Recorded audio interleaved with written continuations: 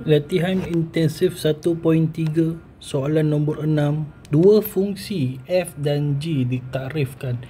Fx sama dengan 4x tolak 17, gx adalah 5 per 2x tolak 7. Selesaikan persamaan f songsang x dan g songsang.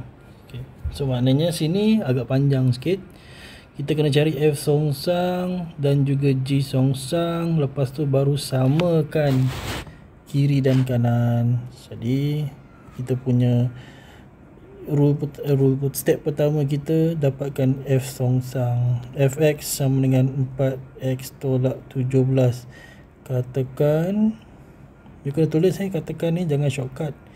Katakan 4x tolak 17 pindah sebelah, y tambah 17 sama dengan 4x, y tambah 17 per 4 sama dengan x, letak x di belah kiri, y tambah 17 per 4, jadilah f songsang sama dengan x tambah 17 per 4. Okay. Kemudian step kedua, dapatkan g songsang. G adalah 5 per 2x tolak 7. Katakan y sama dengan 5 per 2x tolak 7. Atas tak ada x, so boleh switch saja. So 2x tolak 7 sama dengan 5 per y, pindah sebelah 2x, 5 per y tambah 7. Okay, bagi 2. Okay.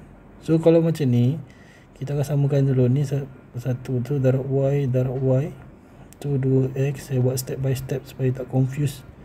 5 tambah 7y per y. Bila sebelah bahagi y, 2 pindah sebelah bahagi 2. Bila bahagi 2 maknanya darab 1 per 2. Y per y darab 1 per 2. So atas darab atas, bawah darab bawah. So x ialah 5 tambah 7y per y. Jadilah g songsang adalah 5 tambah 7x. Oh sorry, ni ada 2. Hati-hati jangan careless. 2x. Okay, 5 tambah 7x per 2x. So dah dapat 2 ni, bolehlah kita samakan. F songsang x sama dengan g songsang x. Ni ke kiri, ni bertukar menjadi x tambah 17 per 4. Kalau kanan bertukar menjadi 5 tambah 7x per 2x. So, darab silang, x tambah 17. Buat step by step, jangan nak siap cepat, jangan shortcut banyak sangat. Okay. Supaya kita nak kurangkan careless mistake. So darab. So 2x square 17, 34x.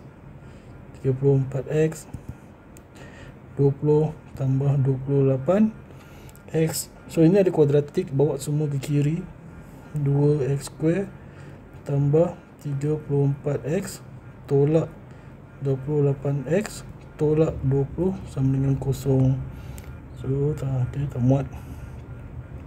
2x square 34 tolak 28 positif 6x. Lepas tu tolak 20 sama dengan 0. Boleh kecilkan sebab ni semua gandaan 2. Potong jadi x square tambah 3x tolak 10. So boleh guna kalkulator untuk dapat jawapan. Macam saya orang lama orang lama kena pakai darab silang. Dulu cikgu marah, 5 darab 2 10 negatif. Ni dapat positif, so dekat 2 yang akan negatif. So kita akan dapat x tambah 5 x tolak 2 sama dengan 0. So yang pertama, x tambah 5 sama dengan 0. X ialah negatif 5. Atau yang kedua, x tolak 2 sama dengan 0. X yang kedua adalah 2. Okay. So itu saja. So harap faham. Dia mudah, cuma dia agak leceh sebab jalan kerja dia agak panjang. So dinasihatkan untuk buat dengan berhati-hati supaya tiada careless mistake. Okey, semoga bermanfaat.